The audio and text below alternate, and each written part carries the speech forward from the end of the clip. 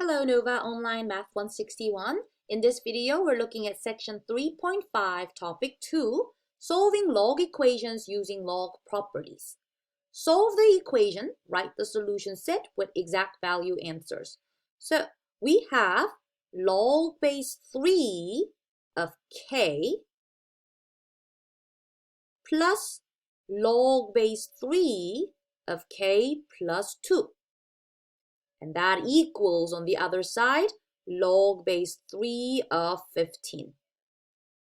On the left-hand side, okay, just focusing on the left side, notice that both log have base 3.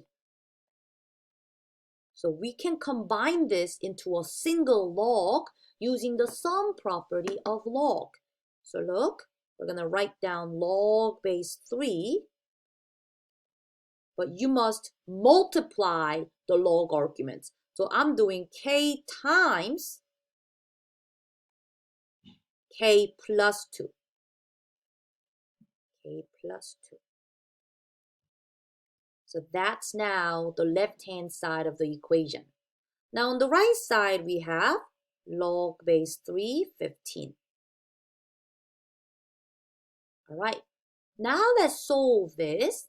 Notice both the left and the right side are log base 3 of arguments. So what we can do to solve this equation is set the log arguments equal to each other. So if k times k plus 2 is the same as 15, then both sides will be the same, right? So here's the new equation that I get. I'm going to set k times k plus 2 equals 15.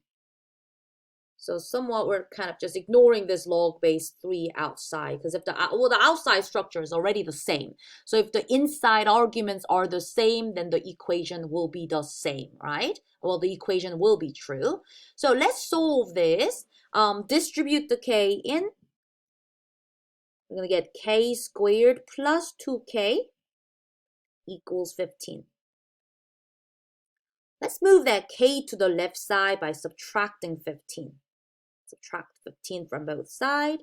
So we got a trinomial on the left. We have k squared plus 2k minus 15 equals nothing on the right side, 0. Now we're going to factor this to solve for k.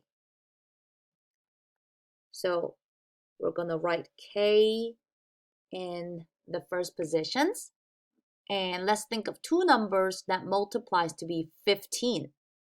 I can think 3 times 5 is 15. But if I want them to add up to positive 2, I can make the 5 a positive and subtract the 3 from it to get positive 2, right? So you will have the factors k minus 3 and k plus 5. So let's solve for the k values. To make them equal to 0, the first k has to be positive 3. The second k has to be k equals negative 5. Now I circle the answers, these two answers, but now we must check to make sure the log arguments remain positive. So what I'm going to do is I'm going to go back to the original equation, okay? So I'm just going to copy the original equation down, because for log equations, we always have to check if the solutions that we find will keep the log arguments positive. So here I'm going to start with this 3.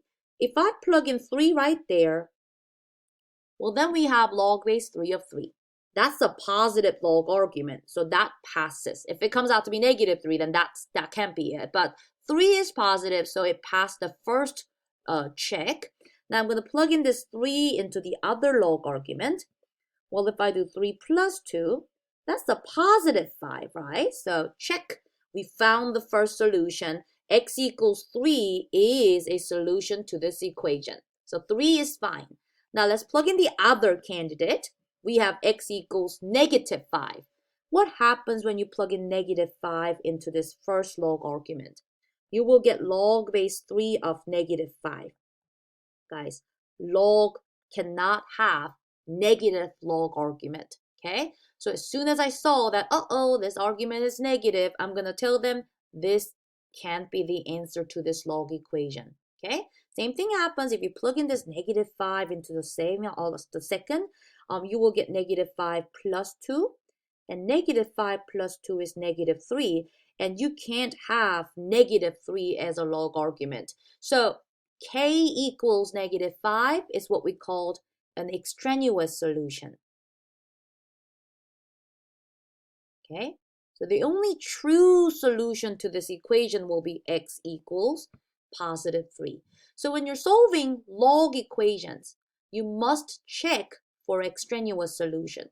Plug in the x values or k values that you get and make sure the log argument is positive before you can say that's your solution, okay?